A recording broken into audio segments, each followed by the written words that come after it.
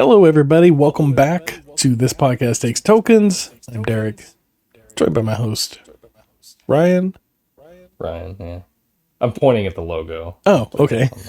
Yeah. Yeah, for those that are listening, we have the logo Yeah. around our banner and everything. He was pointing at it, and it was a little distracting. I wasn't sure what you were saying. Yeah, sorry. I had some technical difficulties beforehand, so I didn't know if it had something to do with that. But we're back.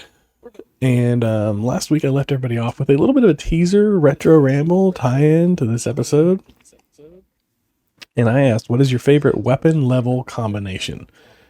Now, that was a teaser, and if you guessed 007 Goldeneye on N64, you were right.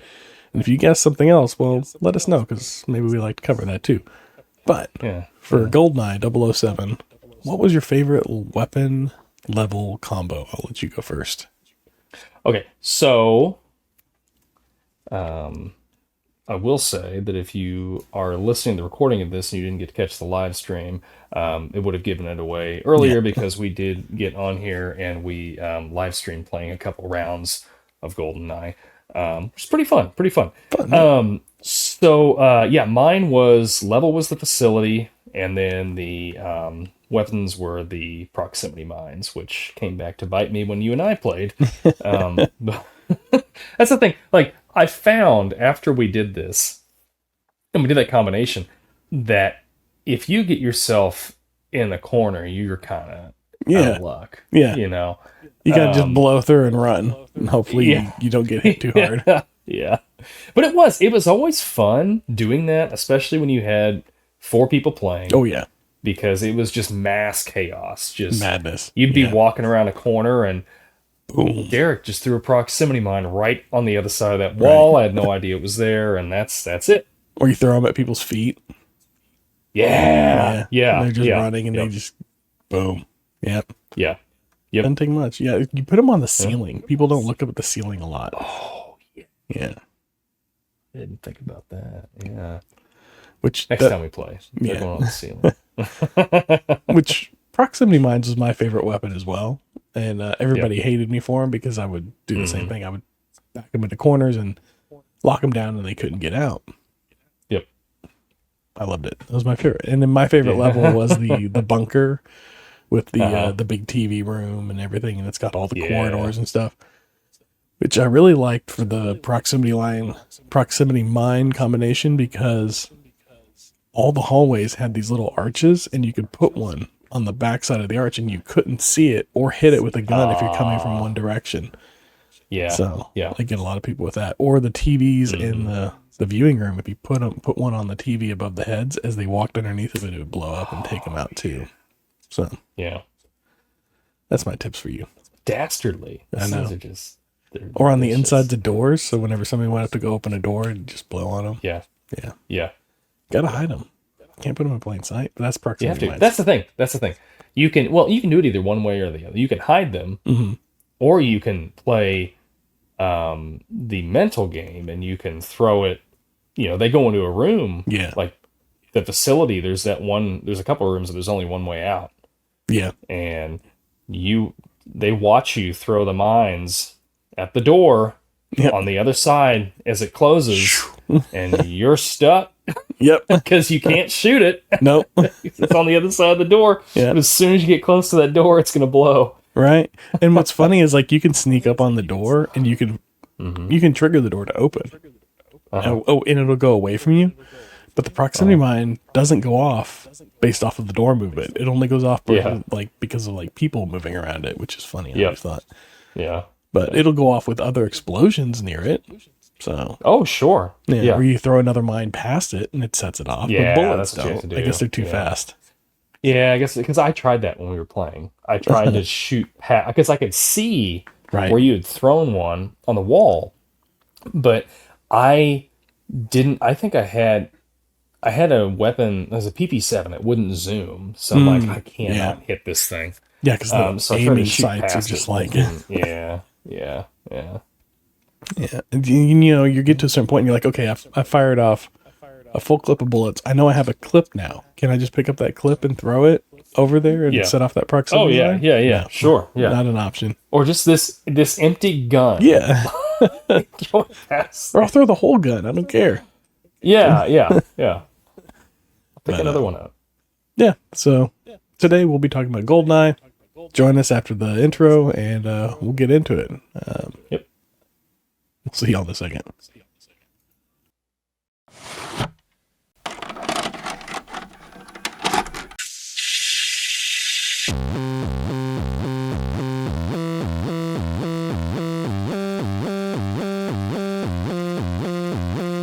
Your local video store card. A comic book in your back pocket. Games with no tutorials. Music you had to discover. And drinking water straight from the hose. These are the things us millennials remember fondly. We are the Jennings brothers. Join us after the streetlights come on as we race our bikes from the top of the hill right down memory lane. Exchange those quarters because this podcast takes tokens.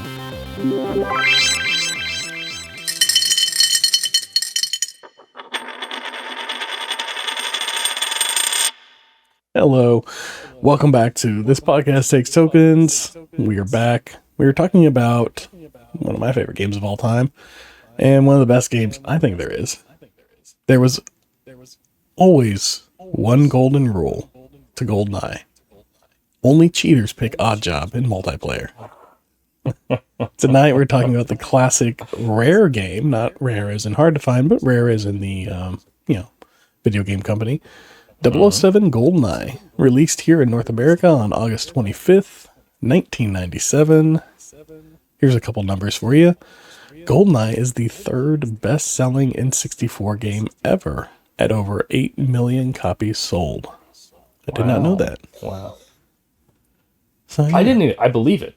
Yeah. But yeah, I didn't know. Do you know what the other two are? 1 and 2. Mario games. I think Mario 64 and I can't remember what the other one was. Probably Mario Kart something. Or something like that. Or maybe, I bet it's Mario Kart. But yeah, definitely Mario 64. Yeah, they were Mario games. Number one. But not by much. I think like 10 million was the top one. I could tell you if I looked it up again, but who's got the time? Yeah, that's right. We're on a time crunch. We can't. That's right. We're doing a podcast. We're doing a live podcast. That's I don't have time to sit here and scroll back through and tell you that Super Mario 64 had 11.9 million copies sold at number 1, and Super Mario Kart 64 had 9.87 million copies sold at number 2. And bonus fun fact for you, Legend of Zelda Ocarina of Time, number 4 at 7.6 million copies sold. Yeah. So there's a little bonus fun facts for y'all. But here we're talking about Goldeneye. Goldeneye for the N64 came out in 1997. The movie came out in 95. It took them a couple of years to get this one released. It kept getting delayed and pushed back, which actually ended up working out in their favor because they were able to work out a bunch of bugs and inevitably introduce multiplayer mode, which is what catapulted this game into the stratosphere that we know and love it. When do you first remember playing Goldeneye 007? Oh, at our Aunt Kathy's house. Yeah. When she bought a Nintendo 64. I don't remember when she got the 64. But when did the 64 came out in 96, I think, didn't it? I think so, yeah. I think that's right. I don't remember exactly when she got this, but I remember playing it over there a lot. And matter of fact, like when I was playing this week, and I played it some more before we got on and played it, oh my gosh, like this game probably makes me feel more nostalgic than any game. Yeah. With the exception maybe Ocarina of Time. Okay. But it's that Nintendo 64 era that I think about most, because I remember like spent a lot of time at our Aunt Kathy's and like in the summer you and I'd be playing Goldeneye, like and or we'd be even if we were just going out there for like 4th of July or whatever, like in my mind, ingrained in my mind is the Nintendo 64, this game in particular, and The Legend of Zelda Ocarina of Time. And I can't not think about that time in my life without thinking about those two games. Oh, okay. And so like as I'm playing this, every time I play it, and it's been a while since I played it, but like I'm playing it, I'm just like, just feel at home. Like, is the best way I can describe it. I don't know, but Yeah. it's very, the Nintendo 64 in particular and this game are very near and dear to my heart. I love them so much. Yeah. I'm glad they put this back out on the Switch. Like, that's a big deal. And the only thing is I wish they would have had, now I haven't gone into it much, maybe there is, but I wish there was a controller option that was a little more first person shooter like setup that they had preset in there instead of like having to figure it out and map it myself. Although I do appreciate the option to remap all the buttons. That made playing it again so much better. Because as we all know, that N64 controller is very unique, and this game was on the forefront of first-person shooter games. Yes, like using this, that little thumbstick in the middle, and then your strafe was here. Yes, going up going left and right. I'm sorry, you would think you're going to strafe left and right. Nope, you're turning left and right. It was like tank controllers. It was odd. Yeah. But yeah, you had to, but I think that's kind of like also the charm of the N64 controller is you could adapt your grip however you wanted to play the game. I think I remember I used to hold the two outside ones and then reach my finger in to hit the Z and my thumb to hit because I have so much bigger hands. Yeah. So it worked for me for that, but I know other people would do like the middle and side grip and kind of grip it that's sideways. I always gripped it like that. That's how I would always grip it. Now there were some games, Jet Force Gemini, which was another rare game, that you had to hold it like this, and like it was so weird. That was how you moved with the D-pad, and then you would aim with the But yeah, it's a little weird little controller, but like it's adaptable. I think that's kind of what they're going for, is that you could adapt it to different games and then hold it in different ways for different games. They were early on with that whole like figuring out a controller that's more than just like a brick that you hold, you know? Yeah. Yeah. Do you know this game was originally being developed for the Super Nintendo? I did not know that. It was. No. And then they quickly pivoted to the N64 whenever I think the first delay hit. And they were like, okay. It couldn't have been a first person shooter that they were trying to do. No, it was going to be a platformer. SNES. Okay. Yeah. Okay. Yeah, so like a more traditional platformer type thing. And I think they were still in early development. They hadn't started developing any assets. It was like they were planning phases or whatever, and maybe a couple months in, and they pivoted to the N64, I think, because Nintendo wanted them to focus on building out this game for the N64 as like a launch title. And that didn't happen. We know it got delayed a few times. So yeah. But I know you mentioned first time you played it was at our Aunt Kathy's house. Some of your earliest memories of it there. For me, I was in high school, and this game came out my sophomore year. I think my freshman year. But a friend of mine got it for his birthday. I think he got an N64, and then he got this that summer after it came out, because it came out in August, I think, of, August of 97? Yeah, so he got it in like, what you said, in spring of like 98 or something like that. Okay. And anyways, after school, that's all we do. We go over to his house, and like 6 of us sitting around playing Goldeneye 4-player. Somebody gets knocked out, top 2 players get to stay in, everybody else has to rotate out. But that was so much fun, just like hanging out playing. Even just watching and hanging out with other people playing. Oh yeah, it was so much fun. This is the definition of a couch co-op, and it just like I miss the couch co-op, just sitting on the couch playing games. That's just so much fun. Now we got all these like disconnected online communities, and I don't know. Yeah, it's not the same. Yeah, there's something about just being in the same room with somebody, and you can be a jerk and cover their eyes, or something while you're you're getting ready to take them out or whatever. I don't know, but and you can, I don't know. There's Screen just that. You can screen peek, but I mean, like, even like just hanging out with your friends, there's just that camaraderie that's there that you don't really get so much when you're online. Yeah. Like, I remember even playing, like, during the Xbox 360 days, like, a lot of times, a couple of my friends, they would bring their Xboxes over to our apartment and their TVs, and we'd play online, but we would all still be in the apartment, so we could, hear each other and talk to each other. The Halo LAN parties. Yeah, and it's just something about being together and like, let's take a break, let's go and grab a bite to eat or something, and then watch an episode of Family Guy, whatever. Yeah, we'll spend another 8 hours playing this until 7 in the morning or something. And God, yeah. Watching the sunrise while you're playing Halo. Oh, yeah, that brings me back. But Goldeneye 007, man, yeah.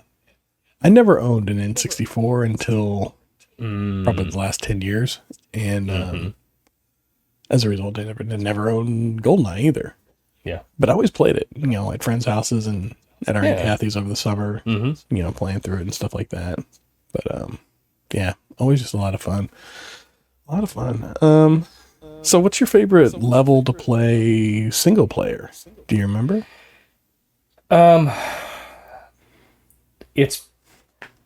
It's probably, the facility. Yeah. I wrote this down. Like the second one, right? Yeah, it's the second one. I knew you were going to ask this, so I wrote this down. It's either facility or the frigate on the ship. Oh, okay. That one I always bring the hostages. Yeah. But I just knew those levels so well because those were traditionally the ones I would play over and over again. And yeah, because every time somebody deleted your save game, those are the first 3 you got to play. yeah. So like, you would, I don't know. I just knew, like, I loved coming into the facility. It's got to be the facility if I have to choose between the two. I loved coming in there. Like, you come in the vent. Yeah. And then there's that guy that's in the stall. If you just move enough, it takes 2 shots because the first shot knocks his hat off. Oh, you can get him in he one. He doesn't do anything. You can do it in one? You can get him one, yeah. Okay. Well, you got to hit like that little space between, like there's a little wedge of the back of his head between his hat and the stall door, and you got to hit that. Okay. Yeah, but you can do it. But and even doing it again last night when I was playing, like, it cracks me up. Like, you shoot his hat off, it falls in front of him, and he doesn't move. Doesn't move. It's just nothing.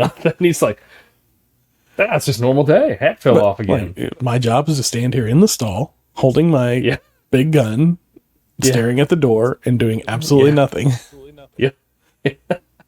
Maybe he thinks it's a test, perhaps. Yeah.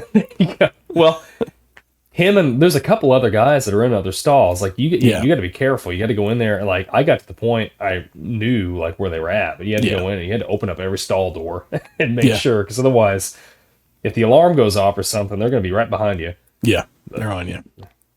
What was your favorite level? My favorite was probably the train level. I liked just that, like, you're going straight down compartment by compartment. And then it had the cool use of, like, the watch with, like, the laser feature to, like, etch out the door at the end, and you have to take out all the little alarms on each one. I liked that one. That was a lot of fun. I enjoyed that one. And then you're going down the halls, and then, like, you got the doors. So you gotta be careful because they might come out of the doors on you and stuff like that. Yeah. But Yeah, that's probably one of my favorites. It was definitely a train job. I like that one. I haven't gotten there yet. I've been replaying it, and I'm at... Same. I forget. I'm on statue, aren't you? Yes, I'm at statue. You saw that, yeah. Now that's my least favorite one. Yeah, I don't like that one as much. I get lost so much in that. Yes. Like, I was reading somebody on Reddit was like, oh, that's like the easiest one to play on Double O Agent because you don't have to fire a single shot if you know where you're going. You just have to run. Oh, yeah, because the guys they can't shoot worth anything. Yeah. They're worse than stormtroopers in this game.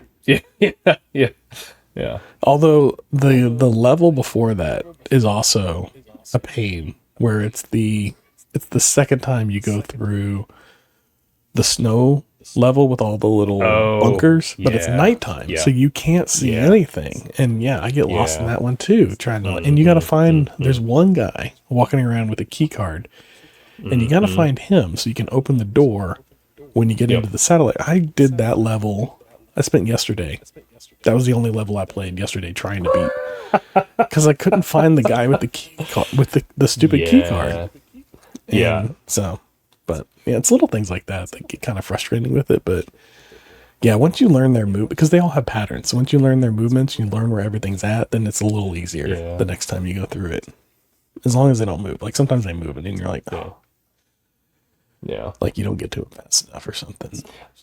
I always hated the second time you go in the bunker because you got Natalia. Oh, yes. And inevitably, I would shoot her. She'd walk right in front of me and I'd shoot her. You know what the secret is? I'd fail the mission. You don't let her out. You leave her in the cell. Yeah. I learned that. I learned that as I got a little bit older. Yeah. If you just leave her in the cell till the end, then that doesn't. Yeah, because otherwise, she's right there in front of you the whole time. You're just like, get out of the way. Well, there's bullets flying. Do you not notice this? Yeah. Yeah. Although she could walk in front of them and they don't shoot her. It's only you are the only one that can shoot her. I had a note on that. That was something I remember because I played this with our Aunt Kathy a lot. Like we would alternate. So listeners that obviously, you didn't grow up with us. Our Aunt Kathy, she would have in her game room, she would have one TV for the game. And then she had another TV set up so she could watch TV while she's playing. And so she'd be watching. Oh, it was great. Yeah. She'd be watching football or whatever. And like when I was playing a level and we'd be talking and then like she'd play a level and we'd just pass it off back and forth. But I remember she would always get so frustrated because like she would like, you shoot the guys and some of them are slow, like they're grabbing their neck as they're falling down or whatever. But in the way you keep unloading and it keeps hitting their bodies, but the enemies can shoot through their friends and hit you. And she would always get so mad. And I remember her being like, why can they do this? Like, I don't understand why they can do this. And she was pretty notorious. Like if she got frustrated with a game, she would just she wouldn't say a lot. She'd just turn it off, but I remember that specifically. She'd just be like, what is this? Like, why can't I shoot through these guys? Oh, that's great. Yeah, that was always a frustration. They would die in front of one another. And you get two or three of them stacked up, just slowly dying, and then the other guys behind them just continuing to plow through. Yep. Yeah. Especially when you got those like super secret agents that would come out, the ones that were had a little better aim. They kind of turned sideways at you. They had two guns at once. Kind of like the tan uniforms or whatever. Yeah. Oh no, you're talking about the guys that are in the black uniforms. Or depending on the level, their uniforms changed, but they always had two guns because they were like, and they'd have like glasses sometimes because they were a little more. That was it. Yeah. But I don't know. Yeah, that was a frustrating thing, but or like they'll be standing in front of you, and you'll start firing at them, and they'll do like the little sideways bunny hop. Oh yeah, and it's just like the most ridiculous little animation, or that you'll be shooting at them, and they're in front. It's like completely open ground in front of you, between you and them, and they'll like crouch down slowly and roll, and then slowly stand up and start shooting back at you. Yeah. But I don't know. It was always fun. Yeah. So the facility? Yeah, the facility is one that I'm stuck on right now because, as you know, as you progress through these levels, you have Agent, 00 Agent, and 007, I think, are the three. You got Agent, Secret Agent, 00 Agent. That's what it was, Secret Agent. So yeah. So you got those three. The first level, I think I didn't even bother with Secret Agent. I think you have to play Secret Agent first to unlock the next one, don't you? I want to say I just play straight through it. I think you can start on 00. Yeah. I think you can. I think I just went straight to 00 because that first one was so much easier. And then just beat it and got through it. Mm-hmm. But the next one, the facility one, I'm stuck on 00. I can't get through the 00 level because you get to that point where you go through the double door and there's the two guys by the lockers, and then you have that long hallway with the first two tanker rooms or whatever. There's so many guys that just start pouring in there, and that's where they always end up taking me out. That's like a little choke point right there, and I always get taken out right there. It's frustrating me. So I can't progress. I can only progress on Agent through everything right now. So I Yeah. went back because I spent a couple days just trying to beat that level in 00. And finally I went back and I was like, okay, I'm just going to like do agent and see how far I can get before we start this episode. Because this was like a few days ago whenever I decided that. Yeah. It's a little easier. Agent's a little easier. 00 on that one's a lot harder. They hit harder. Their aim is better. And I noticed that whenever you're on 00 agent versus agent, your auto aim isn't as good. Like it's not as tight. Not as good. And they take more hits. Yeah. Like they're bullet sponges in 00. Yeah. Unless you can get now a headshot. explosions. Yeah, headshots work. Explosions take them out pretty good. Like no one's going to survive a tank, trying to do the shooting at them. crosshairs with the aiming on that game is oh man. No. Yeah. Unless I'm snipering somebody from far back, I can't. Like I don't have the patience for it. It's so hard. sloppy. I don't remember it being that difficult. Right. But like playing it again, I'm like, ooh, because even when we were playing, Yeah. just a little bit ago, like I was trying to aim to hit you, and I was like, I can't sit here and do this because you're just gonna shoot me. Like I can't stop and do that. Like, yeah, I mean, I appreciate to aim. You have to stop moving. Yeah. And I appreciate the realism, air quotes, of it, where like, your hands moving, because even if you're like holding still, like if you've ever aimed down the side of a rifle or something, you're still, a little bit, but he's moving around like he's a recovering alcoholic or something. Yeah. I mean, it's a little ridiculous. Well, it's James Bond, so that's just true. He may be 3 martinis deep. Yeah. But back to like you're talking about 00 agent, secret agent, all that. That's one thing that I loved about this game. It had so much, it encouraged you to replay the game so much because like at different difficulties unlocked new cheats. Yeah. And new challenges. Like you had to do different things. Like beating certain levels under a certain time limit on certain difficulties would unlock. Like I remember the hardest one I think was Aztec. You had to beat it on 00 agent under a certain amount of time, and you would get you would unlock the golden gun that you could use. It was nearly impossible. Aunt Kathy and I did it. It took us forever. But like her and I went through and because I think she had like a Nintendo Power guide or something that told had the whole list of them and everything. Yeah. And I remember, I mean, we didn't do it like in a weekend. Like it took us months. But I remember, we would, like I was saying earlier, we would trade off back and forth, and we ended up beating the game on 00 agent by doing that. And then we would then we went back and tried to unlock all the cheats and everything. And I remember, I think she's the one that beat Aztec on 00 agent. Wow. I remember playing Cradle with her, the last like official level, and there's like Aztec and Egypt or something unlocks later. Cradle, I remember when we beat that on 00 agent. That was hard too. She did most of it until she kept dying at Trevlin there at the end, because you have to go down the satellite, and he's like firing up at you. So like she got all the way to that point, and then she paused it and she gave me the controller, and then I was able to finish off Trevlin, and I'm like, just cold. We did it. Yeah. Wow. So, that's impressive. Yeah, it was fun. It was fun. I always loved unlocking all those little bonus unlockables or whatever. Do you remember a favorite in particular? Like obviously Golden Gun has got to be a favorite. Yeah, Golden Gun's great. I loved the paintball mode.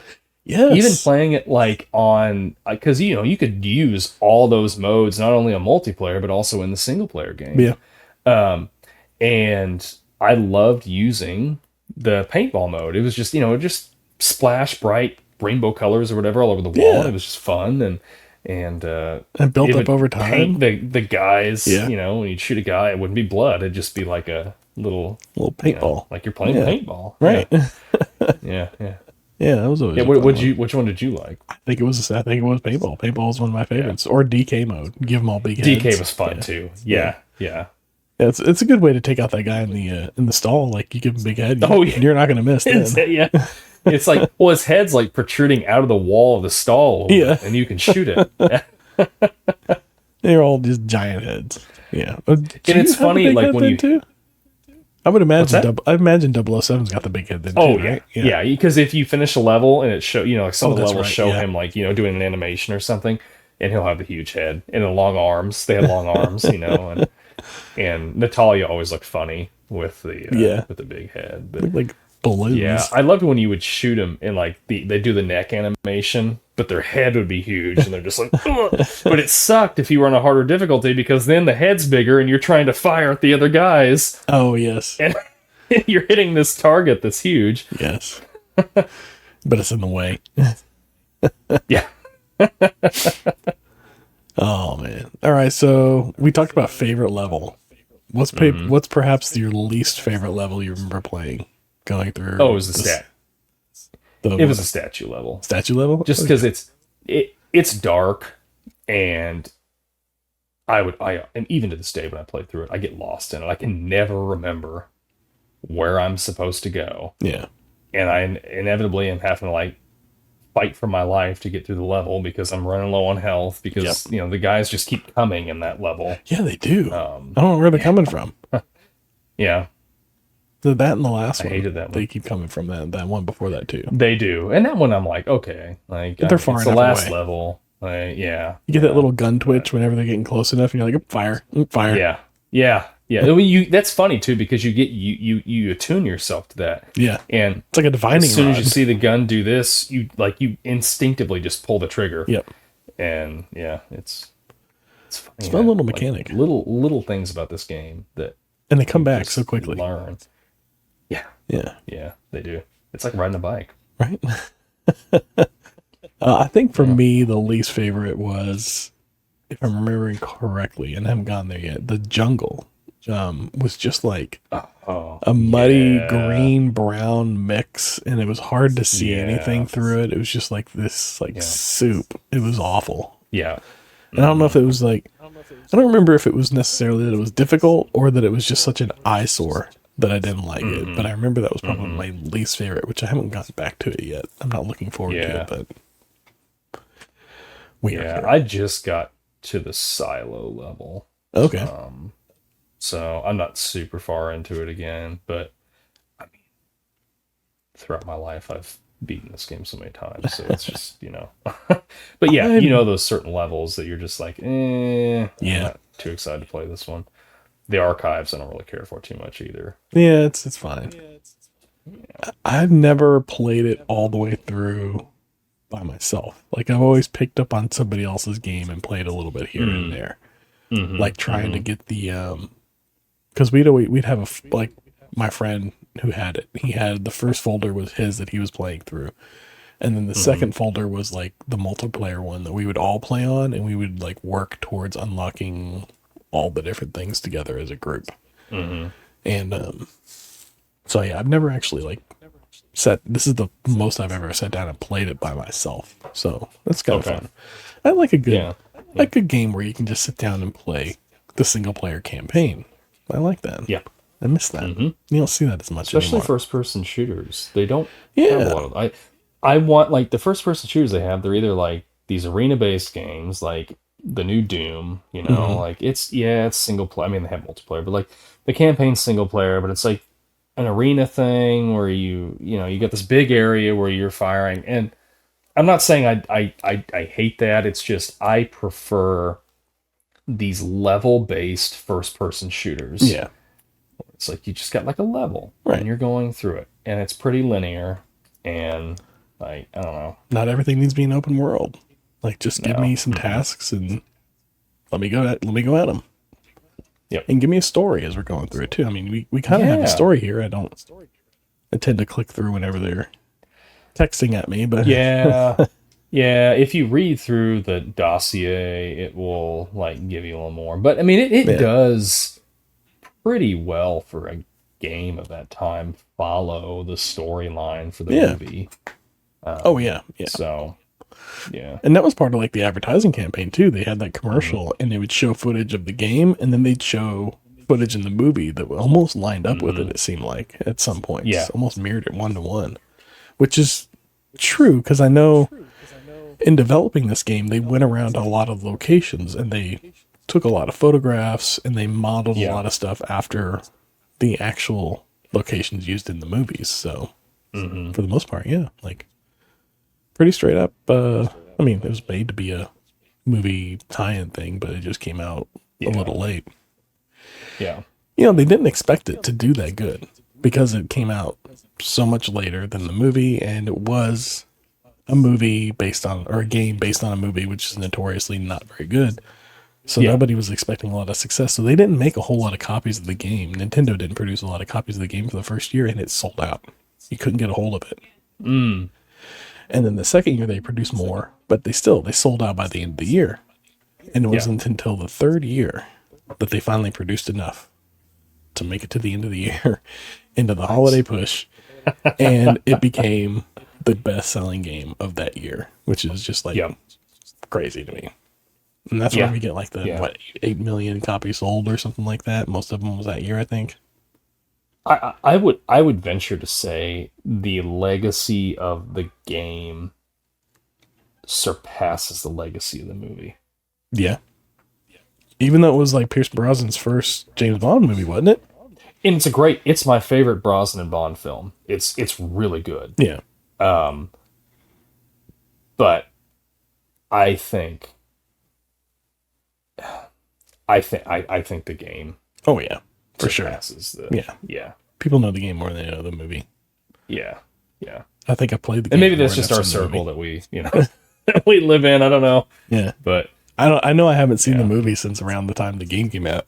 Because I think we watched it while we were playing the game one time, but yeah. other than that, like, I really haven't watched the movie a whole lot. But Well, they even went off, and this one did so well. They made The World Is Not Enough, which is fun. Like, I don't think it's not quite as good as Goldeneye. Yeah. Like, how can it be? But I remember that game was still very fun. And you had the gadgets, you had all that stuff, and it looked a little nicer because it came out like towards the end of the 64's life cycle. So they had, they had it, the textures looked a little sharper. They put it on PlayStation too as well, didn't they? So maybe I remember they had Tomorrow Never Dies was only on PlayStation, but that was like a third person shooter. And that one I bought with like birthday money because I was thinking it was going to be like Goldeneye. It was such a disappointment. Birthday money games are always a disappointment. Yeah, they usually are. Yeah. Well. So they got the likeness for Pierce Brosnan in this game and all the other characters because of the movie, and it was part of like their contracts with the movie and stuff that they were going to make a game. So licensing rights were already. Anyways. In developing the film, they went ahead and they built out Sean Connery, Roger Moore, and Timothy Dalton 007s. Oh, they did? Yes, and they were playable characters. You play as all four of these James Bonds, like the original four. I think there's a fifth one, but he only had like one movie and he wasn't popular, so they didn't do him. So they had the four of them, and you could play as any one of them. But they had to take it out, or they didn't take it out. They had to just lock them down. It's still in the game data. Like, you could unlock it if you hacked the game, but or something. Yeah. So they locked them away because they were like, these actors are going to want money for it. Sean Connery is definitely going to get paid for it, and if Sean Connery gets paid for it, and Roger Moore hears about it, Roger Moore's going to want to get paid for it, and then Timothy Dalton's going to hear about it, and he's going to want to get paid, and then. So it was a whole thing, and they locked it away. But there's like screenshots from the development phase of each of the folders having a different James Bond on it. And I think you could play through the campaign as the different James Bonds as well. Oh, interesting. So, yeah. What could have been? It would have been awesome. Yeah. But I just thought that was a fun one too. Yeah. So music on this game, right? What's that? The music on this game. Yeah. Like, oh my gosh. Iconic music, just great music. Oh, it's so good. Based it's on, like, I think did not have to go this hard. No, they did not. This is music that lives on. Like, I hear my son heard this and didn't know what it was from, but recognized it, and he cited it as like from like a meme or something like that. And I was like, no, I mean it's from James Bond 007. It's the Goldeneye, Yeah. the Goldeneye game. And he's Yeah. like, I don't know what that is. I'm like, okay, well. Have you seen, like, I'm sure you can find it somewhere, people, it's probably not a rare thing, but I've seen where people have like taken their like Galaxy watches and they've made an interface that looks like, my first watch that I had one of those. Like it was oh, you did? somebody had it and I got on there. Yeah, it was great. I loved it. Yeah. Your battery was like the, what's it called again? The body armor, and your health was your like, I forgot what the health bar one was, but yeah, that was fun. I think. Yeah. Just the legacy of this game lives on, and it's just crazy. Yeah. All right. Well, favorite weapon in single player? Do you have a favorite weapon from single player? Anything that stands out? Generally, I know this is really weird. I can't. I just love the feel of the silenced PP7. Yeah. And just the sound of pew, Yeah. and I can hit guys from a decent distance with that. Yeah. And it's just fun. Yeah. It's just fun. Yeah. Yeah. That's a good one. Especially like whenever you're playing just Agent, because the auto aim is so good on it. That you just, like as soon as you lock on, like two or three shots and they're gone. Yep. I would agree. I think my favorite was the watch though. It was used so fantastically throughout the whole game. Like you had like the one where you laser off the door opening, and then where it becomes like the magnet and grabs the key off the wall. Oh, and, you use it as like your pause menu, and it just had so many. Detonator for your mines. Detonator for your mines, like whenever you're walking around holding it. That's great. Yeah. Yes. Definitely that was probably my favorite. I like the inclusion of it and the fact that they used it so well, but didn't use it too much. Like it got used just enough, I think, for sure. Yeah. Well, I don't think I have any more big things to talk about with this one. If you got any more you want to bring up on it. I've got one more thing. So something that I didn't know about until I was just playing tonight. I was in the pause menu because I think my wife was talking to me. And then I was just kind of like, I was talking with her and I was just kind of like flipping through the pause menu with the shoulder buttons. And I'm assuming this is just on the Switch version. But you can set the aspect ratio to 16 by 9 widescreen. I think you could do that on the original. Could you? Oh my gosh. Yeah. Because you could also go cinematic mode. And cinematic mode brings it even tighter. Oh, and I opened that up and I'm like, whoa, like this is a whole new world to me. So I'm playing it in that aspect ratio, which is a lot of fun. A lot of fun. But then it just puts the black bars at the top and the bottom, doesn't it? It does, but you can see out. I mean, it does widen your field of view. Oh, okay. You can see out a little more. Yeah. All right. So there's that, and then just a side note, Rare was acquired years ago by Microsoft. Yeah. So when they released this on the Switch, we got because it. Microsoft now owns Xbox. Rare. It's a weird licensing issue. They also released it on Xbox, but it was a remastered version of it. And if you have the opportunity to play that is a lot of fun because the graphics are updated. Yeah. The control scheme is set to modern controls. Yeah. So it is, I think, like the 64 version is the way to play it for like nostalgia. But if you want to play, like, if you want a modern version of this game, you should totally check it out on like Game Pass or whatever. Yeah, that's a pretty good. I played that one. That was a good one. Pretty good. Yeah. And I think for a little while faithful. they had it where you could like multiplayer cross-platform with that. Am I wrong, or was it just across Xbox? I think it was just actually no. It was that was the deal that they made, that Nintendo made with them. Nintendo was kept exclusivity rights for online multiplayer. Oh, okay. Whereas Microsoft had I'm adjusting myself. The updated, like they had the updated graphics, they had all that, like. They had the new version, basically, but they could not have online capability. Okay. So I knew they had something with their online, but I guess that's what it was. Well, all right. I got one more for you. Yeah. This was a top rental at Blockbuster, and that's what led to a lot of its success. or later success, or discover what led to it being discovered rather, is that it was rented out so much at Blockbuster. Like there were 20 copies in almost every Blockbuster. It was rented out so often. Wow. So Wow. yeah, this was like a very popular game with rental, and then that's what led to it being one of the greatest selling games on the N64. Yeah. And it helped awesome. Nintendo avoid being crushed in the 90s console war because of this. Yep. So, yay for Rare. Which they did the Donkey Kong game, didn't they? Mm-hmm. That's where DK mode came from. Yeah. That was another fun game. Rare's the one that, they were originally a Nintendo company. I don't know how. I'd have to look into how Microsoft acquired them.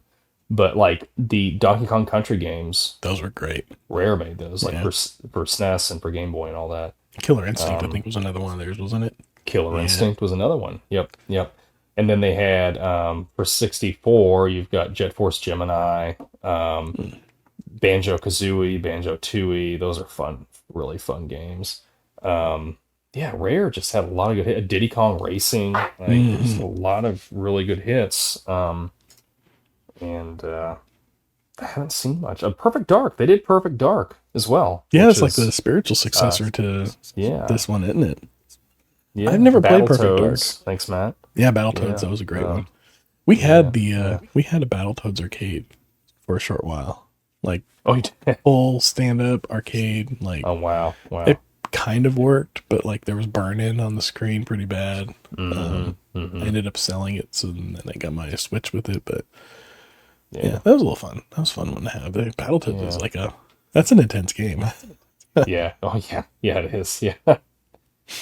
Yeah, Perfect Dark, you should play that. Yeah. That's another one that I own. It's on the Switch. I can check that out. It's on the Switch as well. As another one Aunt Kathy and I would play a lot of. Yeah. I remember when she got that, like, what was it? Linda had told me, like, I think Aunt Kathy was working late that night or something, and Linda picked me up from the house, or from Dad's house. Anyway, she's like, oh, your Aunt Kathy got a new game in there. It's like Golden. She told me to tell you it's like Goldeneye, but it's got a girl. And I was like, okay, that's cool. The only game that I saw that she had in there that was new was like Tetris Effect or something. Oh, yeah. And I'm like, this isn't right. Okay, maybe this is it. And I'm playing it, and I'm like, Where's the girl? What is this? Like, it's a robot. Is it a female robot? Like, this isn't like Goldeneye.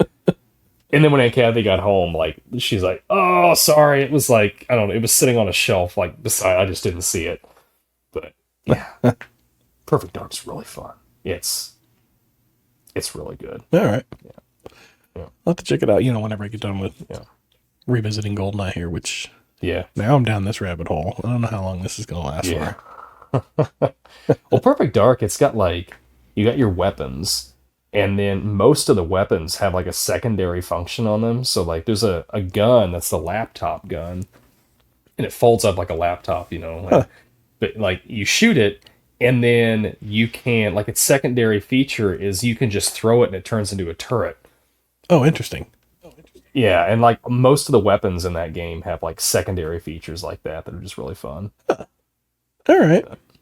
Well, I'll have to check it out. Got any stale popcorn for me this week? Stale popcorn. Yeah. Yeah. Gosh darn it! I always get these things mixed. Stale popcorn is something that we got to say. That's right. That's right. Okay. That's right. Me. The gum under the seat is. I will get this down sometime. I'll get it down. We do have a little gum under the seat. But stale popcorn. So this week I had over the weekend I had gotten into playing some retro games again. Obviously, like, this is retro, but I was like, you know what? I'm gonna sit down. I'm gonna beat the original NES Shadowgate. Oh yeah, that's hard. I'd never beat that game before. Oh really? Oh my gosh, great. Yeah, it was fun. I used a guide. Well, yeah, but I did finish the game. I mean, there's so many there's things in there that you can click on that, like, do nothing. Don't do anything. Or they do something that doesn't have any relevance. There's a lot of red herrings. Yeah. And then you run out of, like, torchlight, and then you're dead. Yeah. Gosh, I remember playing that, like, again, Aunt Kathy's Shadowgate. I would play it for a little bit, and I'm like, I don't understand this game. You know, when I'm like 7 or 8 years old, I didn't get it. Yeah. Anyway, I was I just always like, love that game.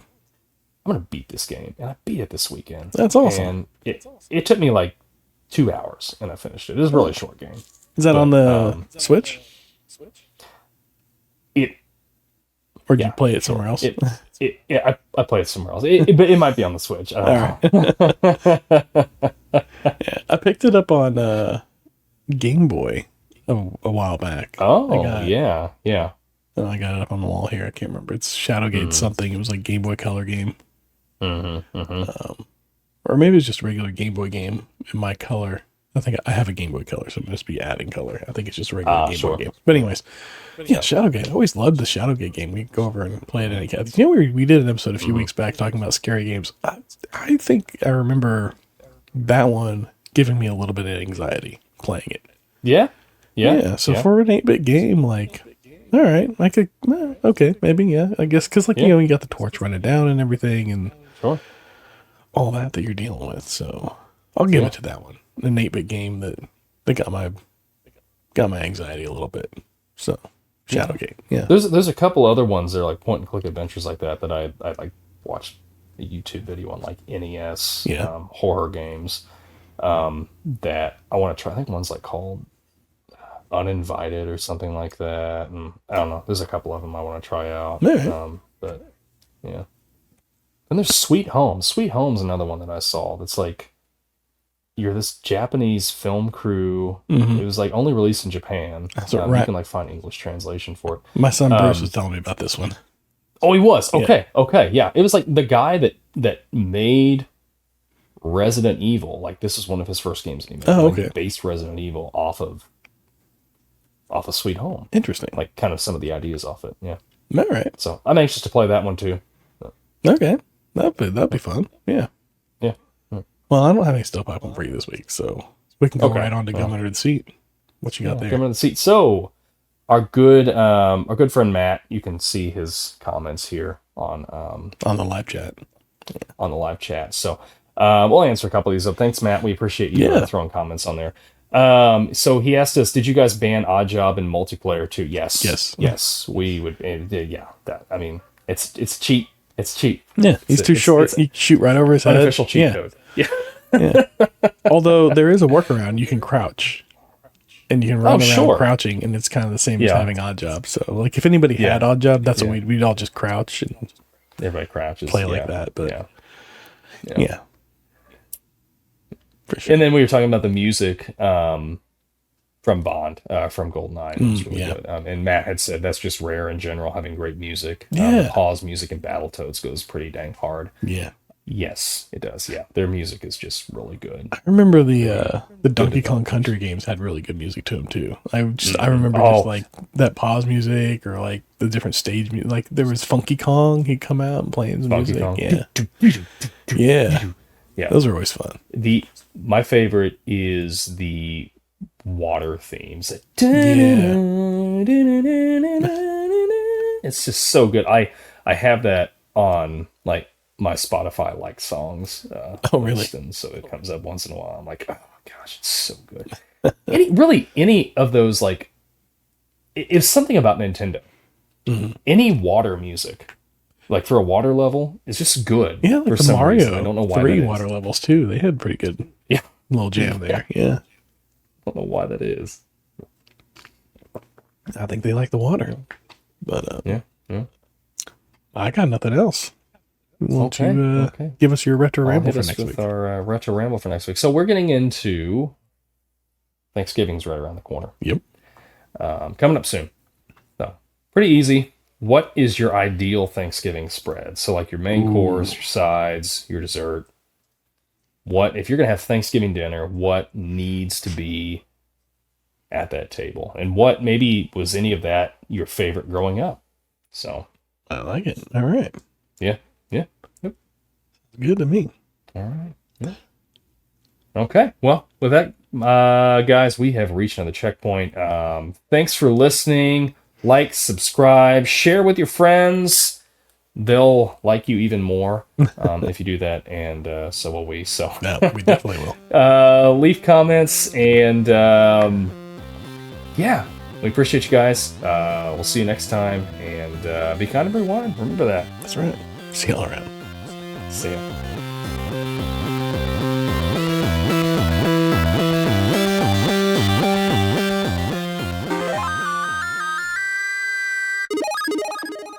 This Podcast Takes Tokens is a Clay Street production.